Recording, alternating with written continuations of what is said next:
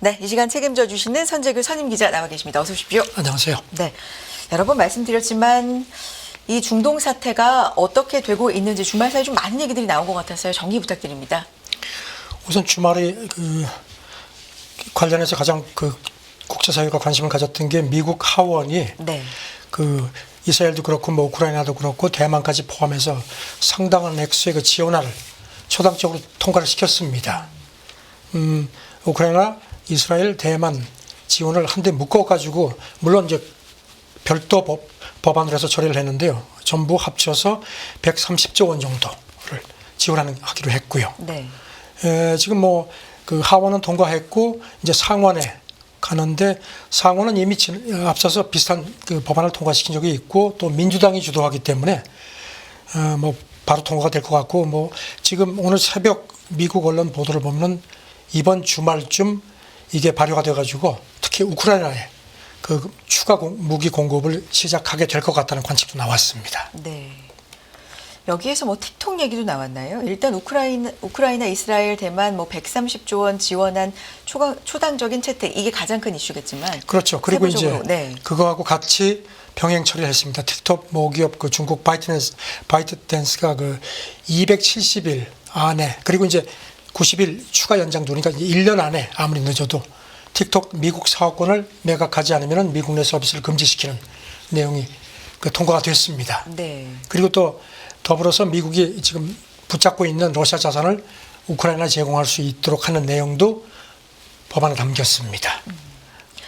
이 안보 지원안이 하원 통과하기까지 그렇게 쉬웠던 건 아니잖아요. 우여곡절이 많았습니다. 네. 공화당이 계속 어깃장을 놨죠. 처음에는 백악관이 이스라엘 하마스 전쟁 시작되고 나서 이스라엘, 우크라이나, 대만 지원. 그다음에 이제 공화당이 원하는 게 이제 국경 안보 강화인데 그것까지 묶어가지고 훨씬 더 많은 액수의 추경 안보 예산안을 의회에 제출을 했는데 하원이 이제 공화당이 다수당이죠. 우크라이나 지원을 계속 반대를 해가지고 이게 안 됐습니다. 그러다가 이제 중동전이 막 불거지고 하니까 그런 이스라엘 지원 분위기가 좀 고조된 상황에서 네. 공화당 소속 마이크 존스 하원 의장이 이렇게 나눠서 별개 법안으로 하는 식으로 해서 돌파구를 만들어서 이게 이제 처리가 된 겁니다. 네. 바이든 대통령 언급한 사항이 있습니까? 하원 처리되고 나서 성명을 냈습니다. 네. 중대한 시점에 시급한 국가안보 법안이 처리됐다 하면서 이스라엘하고 우크라이나 지원의 결정적인 그런 변수가 될 거라고 했습니다. 그래서 상원이 빨리 처리해서 내가 서명하고 우크라이나가 지금 전장에 무기 수요가 급박한데 충족할 수 있도록 빨리 보낼 수 있길 바란다 이렇게 강조를 했습니다. 알겠습니다. 자, 다음 지금 보면요. 네. 이 말씀을 꼭 드리고 싶은데 이렇게 과거 역사를 보면요. 미국은 막 그냥 정치적으로 막 티격태격 하다가도 전쟁이 터지면은 아주 똘똘 뭉치는 그런 모습을 보여왔는데 이번에도 그런 맥락 아닌가 싶습니다. 정쟁하다가도 큰 전쟁이 막상 나면 똘똘 뭉치는 모습. 지금 그리고 방금 미국 네. 정치 매체 폴리티코 보도인데요. 네. 미국이 우크라이나 키이우에 있는 미국 대사관에 군사 고문을 추가 파견하는 방안을 고려한다고 합니다. 물론 비군사적인 그런 부분이긴 하지만 어쨌든지 자꾸 미군이 좀 추가된다는 거. 그러니까 보면은 미국이 이렇게 우크라이나 전쟁을 빨리 끝내고 싶은 생각이 없는 것 같습니다. 자, 그런 가운데 러시아 쪽에서는 이 미국 하원 조치에 대해서 비판을 했는데요. 어떤 얘기했습니까? 러시아 외무부도 그렇고 그다음에 이제 푸틴 신복으로 메드베데프 국가안보회의 부의장 이 사람도 그렇고 지금 전부 물론 발끈하죠. 네. 이런 이게 이제 훨씬 더 상황을 악화시키는 거다 이렇게 비판을 했고요. 그다음에 메드베데프 같은 경우는 텔레그램에 글을 올렸는데 이렇게 우크라이나에 추가 지원하는 게 서방의 루소포비아 그러니까 러시아 혐오를 더욱 심화시킬 거다. 그러면서 여기다 덧붙이기를 피해 젖은 그들의 지원에도 러시아는 승리할 거다. 그런 얘기를 했고요. 그다음에 또 우크라이나 유엔 주재 러시아 차석 대사는 그렇게 엄청난 돈을 줘도 과거에도 그랬듯이 그 돈의 상당 부분이 엉뚱한 주머니 속으로 들어갈 거다. 그러면서 이 표현은 참 전해드리기가 그런데 수많은 우크라이나 병사가 육류 분쇄기에 들어갈 거다. 아주 그냥 뭐 아주 원색적으로 비판을 했습니다. 그리고 또 크렘린궁 대변인도 이 조치가 같은 얘기입니다. 우크라이나인을 죽음도 훨씬 더 많이 몰아가면서 미국이 더 부자가 되도록 하는 거다. 그러니까 무기를 더 팔아가지고 돈은 지원하는 척하지만 결국은 미국 무기 장사라는 겁니다. 이렇게 또 비판을 했습니다. 표현이 상당히 강하고요. 또 네, 원색적인 강합니다. 표현도 쓰면서 이렇게 비판을 한 러시아 이야기까지 전해드렸고요. 중동 사태 얘기 조금 더 자세하게 해보도록 하겠습니다. 일단 이거 전면전까지 정말 가는 거 아니야 했던 상황에서는 좀 소강으로 접어든 겁니까? 아까도 말씀하셨지만 일단 공격하고 보복하고 그동안에 뭐 상황이 있었죠. 네. 그거 하고 나서 조금 이제 퇴로 찾는 그런 모양새라는 그런 관측들이 지배적입니다. 양측이 모두요. 그렇죠. 그러니까 제한된 군사 옵션으로 이제 서로 간에 어떤 우리가 이제 이만큼 했다 하는 걸 이제 과시하면서 정치적인 명분이니까 체면을 살려서 이제는 상황을 관리하려는 것 같다는 그런 분석이 지배적입니다. 일단 명분은 쌓았고 네. 우리는 받은 만큼 어쨌든 액션을 취했고 뭐 그렇지만 확전으로 가지는 않기를 원한다. 양쪽 이란이 다. 이스라엘 공습했을 때 뭐 엄청난 미사일을 쏘았지만 네. 그걸 이제 아주 효율적으로 방어를 했죠. 어쨌든지 간에. 그 다음에 이제 이스라엘이 이제 보복 공격을 하는데 이란 핵시설 근처를 공격을 했죠. 그런데 지금 미국 언론 보도를 보면은요, 이란 바깥에서 미사일을 쏴가지고 그게 이제 그 이스파한주에 이란 그 나탄스 핵시설, 여기가 이제 핵심적인 핵시설인데 거기를 방어하는 미사일망을 파괴했거든요. 그러니까 이제 지금 외신들 분석은 이스라엘이 봤지, 우리가 맘만 먹으면 너희 핵시설도 언제든지 공격할 수 있다는 그런 확실한 메시지를 줬다는 겁니다. 그러니까 이제 까불지 마라 이겁니다. 그래서 서로 간에 제한된 공격으로 신중하게 서로 간에 이제 기싸움을 했다는 겁니다. 이게 근데 1일에 시작된 일이잖아요. 사실 거슬러 그렇죠. 올라가 보면 시리아에 있는 네. 이란 영사관 네. 이제 공격한 것부터 시작이 됐죠. 그 1일에 시작된 것이 일주일 전쯤의 보복이었고 다시 6일 만에 재보복. 재보복하고. 이게 사실 쉽게 가라앉는다라고 마음을 놓기에는 그럼요. 네. 지금 아무래도 정치적인 성격이 많은 건데 짐작하시겠지만 지금 이스라엘 전신내각이 야당하고 지금 협치를 하고 있거든요. 근데 이게 상당히 불안합니다, 지금. 그리고 그 다음에 또 네타냐후가 지금 이제 이 상태에서 선거를 하면 뭐 지는 거는 뻔하니까요. 그런 어떤 선거를 의식한 부분도 있고요. 그 다음에 이스라엘 내의 강경파도 아니 우리가 이렇게 당하고 가만히 있냐니 이제 그래서 이스라엘이 이런 식의 이제 보복을 가한 거라는 분석이고요. 그래서 이제 미국도 그거를 사전 조율했다는 뭐 그건 뭐 물론 아니라고 하지만 그건 뭐 뻔히다 아는 얘기고요. 그래서 이란에 일단 이 정도 고통을 줬으니까 그 다음에는 더 덤비지 말라는 겁니다. 그래서 숨고르기에 들어간 것 같다. 그래서 영국 전략 싱크탱크 채텀하우스 관계자 얘기는 네. 일단은 위험지대에서 벗어난 걸로 보인다. 그래서 이스라엘 폭격이 제한적이었기 때문에 양쪽 모두 조금씩 발을 뺄 수 있는 그런 여지가 생겼다고 이렇게 분석을 했습니다. 그렇군요. 백악관 쪽에서는 뭐 어떤 얘기 미국에서 나오고 있나요? 백악관 대변인도 브리핑하면서요. 네. 우리는 사태 초기부터 분쟁 확대를 원치 않는다는 점을 분명히 해왔고 이번에 이스라엘이 그 재법하는데 전혀 관여하지 않았다. 거듭 강조를 합니다. 그러면서 확전 위험을 더 낮추기 위해서 그 모든 그 당사국들하고 계속 상의하겠다고 강조했습니다. 네. 그런 와중에 지난 토요일 오전에 이라크 중부 군기지가 또 피폭돼서 사상자가 발생했는데 이건 또 어떻게 봐야 됩니까? 지금 이라크 중부에 있는 군기지가 있는데 이게 네. 지금 그 친이란 무장단체가 주둔하는 곳으로 알려지고 있습니다. 여기가 지금 이제 이라크 정규군에 편입이 됐습니다. 그랬는데 이제 그러니까 이제 미국이나 이스라엘을 바라보니까 미국 쪽에서는 우리가 안 한 거야 하고 또 발을 뺐습니다. 일단 미국은 이 상태에서 덮으려는 그런 의지가 아주 확고합니다. 네. 이제 이 중동 사태를 바라보는 여러 의견들이 어떻게 나오고 있는지 좀 정리해 보겠습니다. 일단 숨고르기 양상이다. 이대로 진정이 되는 건지 아니면 불씨가 좀 살아 있어서 다시금 또 며칠 만에 뭐 또 보복이 있을지 좀 긴장이 됩니다. 그래도 저는 여전히 지금 네. 지뢰밭입니다. 네. 특히 이제 이스라엘하고 이란은 이런 식으로 이제 서로 한 대씩 주고 받아가지고 조금 뭐 스톱을 한다고 치더라도 그 친이란 저항의 축이라는 그 뭐 헤즈볼라, 후티 반군, 이라크에 있는 또 그 카디프 헤즈볼라 이런 세력들이 이제 여기는 뭐 지금도 지금 뭐 오늘 새벽에도 보니까 이스라엘하고 또 교전을 했고요. 그런 상태니까 여기가 지금 이제 상황을 본다는 겁니다. 그리고 이제 이란이 필요하면은 이제 직접적으로 뭐 이스라엘에 재보복을 안 하더라도 야 니들이 가가지고 건드려 하는 식으로 명령을 내릴 수도 있고, 그런데 물론 이란이 지금 통제를 하려고 하겠지만 전쟁이라는 게 그런 게 아니거든요. 그러니까 헤즈볼라라든가 뭐 후티 반군 같은 경우가 이란 통제를 벗어난 행동을 할 경우에는 이게 또 미국 뭐 이스라엘 이란 이런 식으로 아주 적당히 끝내려고 하는 거에서 벗어날 수도 있다는 겁니다. 그래서 그 화약보다 여전히 위험한 게임이라는 겁니다. 그러니까 대리 세력들이 어떤 움직임을 보일지 그렇죠. 이게 이제 또 굉장히 중요하다. 그렇죠. 네. 그러니까 이란이 이제 어떻게 또 대응을 할지와 그다음에 이제 대리 세력들이 어떻게 움직일지가 이제 관건이라는 겁니다. 네. 자, 그런가 하면 이 예멘 후티 반군 홍해를 지나는 이스라엘 관련 상선을 무차별 공격해 왔는데 이것도 좀 영향을 줄 수 있을지 어떤 흐름입니까? 지금도 뭐 계속 그 상황이 이어지고 있죠. 미군이 뭐 후티 반군도 그렇고 뭐 헤즈볼라도 그렇고 이렇게 이란 대리 세력을 많이 폭격도 하고 공습도 했는데 지금 서방 전문가들 분석은 별로 그렇게 군사력이 많이 약화된 그런 조짐이 없다는 겁니다. 그래서 지금 이게 항상 불씨로 살아 있다는 지적입니다. 네.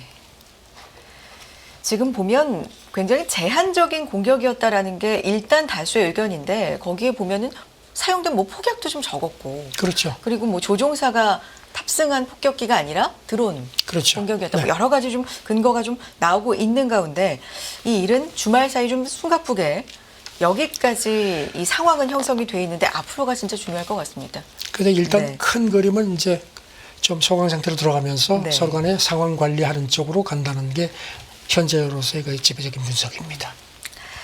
알겠습니다. 얘긴 여기까지 듣겠고요. 또 새로운 소식 들어오는 대로 발빠르게 전해주실 겁니다. 다음 얘기 해볼까요? 이 적지 않은 인간 감염을 유발하는 고병원성 조류 인플루엔자 위험성을 세계보건기구가 경고했다고요? 세계보건기구 수석 과학자가 그 브리핑하면서 그걸 경고를 했는데요. 네. 특히 고병원성 H5N1 그 조류 인플루엔자 지금까지는 이제 조류를 접촉한 뭐 동물 뭐 젖소라든가 이런 것들이 이제 그 소를 또 접촉한 사람이 감염되는 이렇게 우회적으로 감염됐는데 네. 지금 자꾸 사람 감염이 늘어나고 사망자도 나왔거든요. 네. 그래서 지금 세계보건기구가 걱정하는 게 이게 점점 더 그런 식으로 추세가 가면은 사람 간의 감염도 가능성도 배제할 수 없다는 겁니다. 아직까지는 그런 건 없는데 그걸 걱정합니다. 네. 그러면서 지금 인간 감염이 자꾸 생기면은 바이러스가 적응을 한다는 겁니다. 그렇게 되면 인간이 새로운 숙주가 되고 그리고 급기야는 우리가 가장 걱정하는 게 사람 간의 직접 감염. 아직은 그게 확인되기 없습니다. 네. 그래서 지금 세계보건기구 그 수석과학자도 그걸 걱정하면서 브리핑 때 물론 이렇게 만약에 인간 간의 감염이 현실화되는 그런 사태가 생길 때가 되면은 우리가 바이러스라든가 백신이라든가 치료제를 개발할 수도 있을 거다. 그런데 지난번 코로나19 대유행 때도 그랬지만 백신이 공평하게 분배되지 않았거든요. 치료제도 그렇고. 전 세계. 그렇죠. 네. 이제 그런 일이 있을 수 있으니까 그것도 미리 대비를 하자. 이런 식으로 얘기를 했습니다. 그러니까 인간 간의 직접적인 조류 인플루엔자 감염 그런 사태를 굉장히 걱정을 하고 있습니다. 뭐 지금 당장 일어난 일은 아니라고 하지만 이게 만약에 현실화가 되면 정말 또 엄청난 지금 일이기 그런 때문에. 방향으로 가고 있다는 게 지금 아. 세계 그 보건기구 그 수석과학자의 우려입니다. 네. 백신, 치료제, 뭐 공평한 접근 이런 것들이 지금부터 좀 논의가 돼야 된다라는 얘기고요. 다음 얘기 해보겠습니다.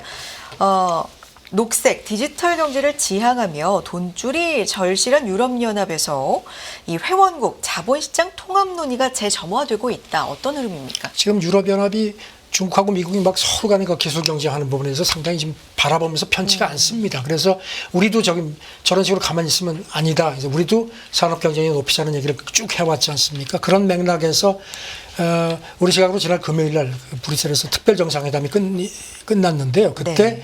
그 정상회의 상임의장이 기자들한테 그 유럽 자본시장 통합이 시급하다. 그러면서 지금 유럽연합 내 그 민간 저축이 한 33조 유로, 우리 돈으로 한 4경 8천조 원 정도 엄청난 돈이 있는데 문제는 이게 유럽 기업들한테 제대로 투자가 안 된다는 겁니다. 왜냐하면 회원국별로 전부 이게 자본시장이 나눠져 있기 때문에 네. 증시도 그렇고 해서 그게 뭔가 좀 박자도 안 맞고 그리고 자꾸 미국으로 빠져나간다는 겁니다. 이 돈이. 그래서 이거를 붙잡기 위해서는 이런 유럽 자본시장 통합도 필요하고 유럽 그 27개 회원국 금융 시스템이 파편화되어 있는 것도 묶을 필요가 있다. 그래서 이걸 논의를 했다는 겁니다. 이번에. 네. 그래서 유럽판 인플레 감축법 뭐 이런 얘기도 그런 얘기도 나오고요. 맥락으로 나왔나 사실 봐요. 이게 처음은 아닙니다. 네. 2014년 그 당시에 그 클로드 융커 이 사람이 집행위원장 할 때도 처음 이게 이제 이걸 시도를 했는데 이게 왜냐하면 회원국 간의 이해관계가 너무 엇갈리고 우선 독일, 프랑스 같은 데서는 찬성합니다.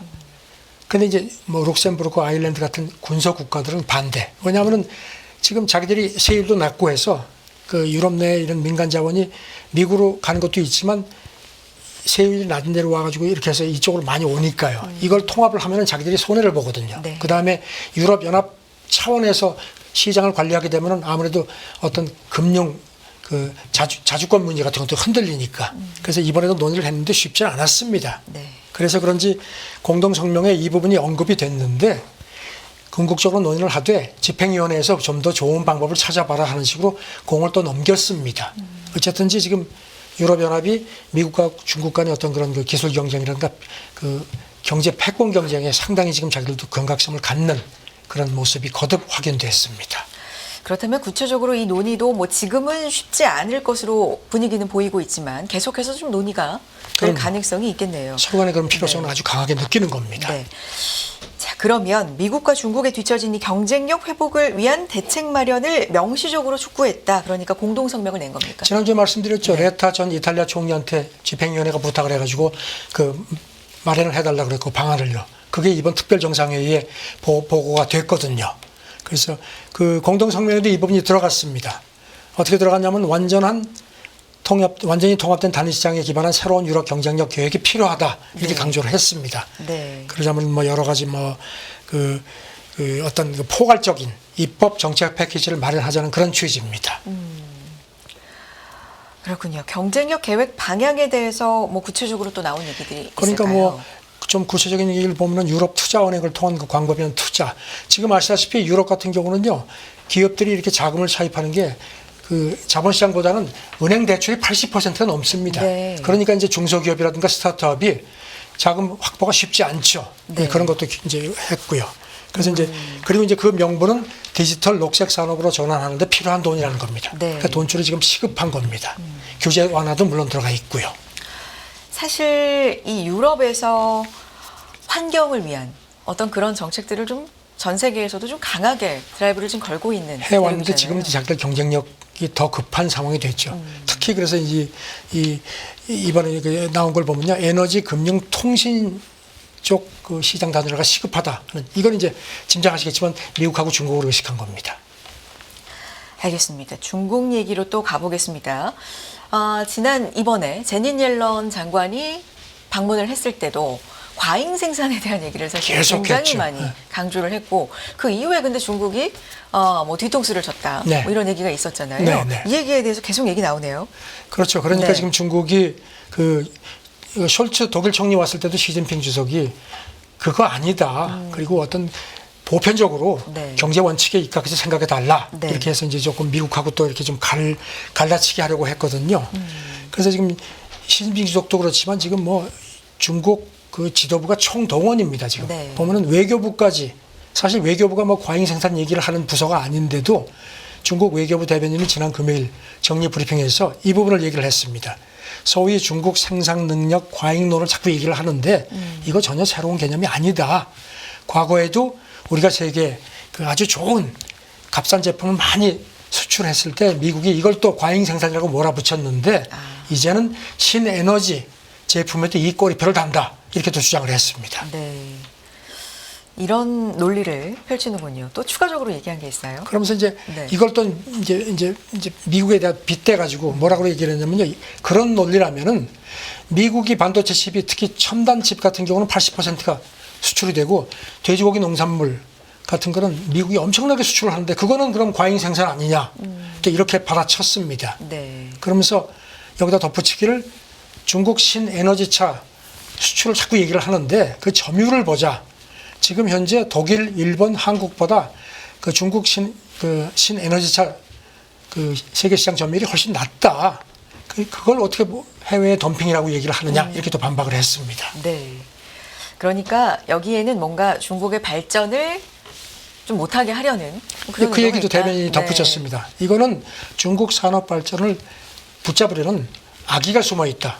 그리고 보다 유리한 경쟁 지위하고 시장 우위를 얻기 위한 그 경제적 압박, 패도, 뭐 괴롭힘 다 아주 온갖 표현을 다 동원했습니다. 또 눈여겨볼 만한 표현들 그럼 뭐가 있습니까? 어떤 그러면서 이제 있어요? 네. 이 또 훈계를 했는데, 네. 그러니까 생산력 과외를 구설 삼아가지고 보호무역 조치를 취하지 말고 자기 문제를 스스로 해결하려면은 전향적으로 보라는 겁니다. 글로벌 산업 공급망 안정이라든가 신흥산업 성장 발전, 그다음에 기후위기 대응 얘기를 또 했습니다. 그래서 우리가 지금 이렇게 녹색 전환으로 가려는 공동 노력을 훼손하지 마라 이렇게 또 훈계까지 했습니다. 네. 대변인, 중국이 철강 기업에 보조금을 지급하는 뭐 이런 부분에 대해서도 얘기를 좀 한 것 같은데. 바이든 대통령이 네. 그 얘기를 했죠. 중국 그 철강 덤핑해가지고 부정행위라는 표현을 쓰면서 철강 관세 3배로 높이는 걸 지시를 했다고 그랬지 않습니까? 맞습니다. 네. 거기에 대해서도 외교부 대변인이 이 사람이 저는 얘기를 하다 보니까 상무부 대변인 같은데 외교부 대변인이네요. 네. 참 이 정도로 지금 중국이 발전하는 겁니다. 외교부 대변인. 외교부 대변인 맞습니다. 그러면서 중국 철강 산업은 주로 내수에 지금 기반을 두고 있다는 겁니다.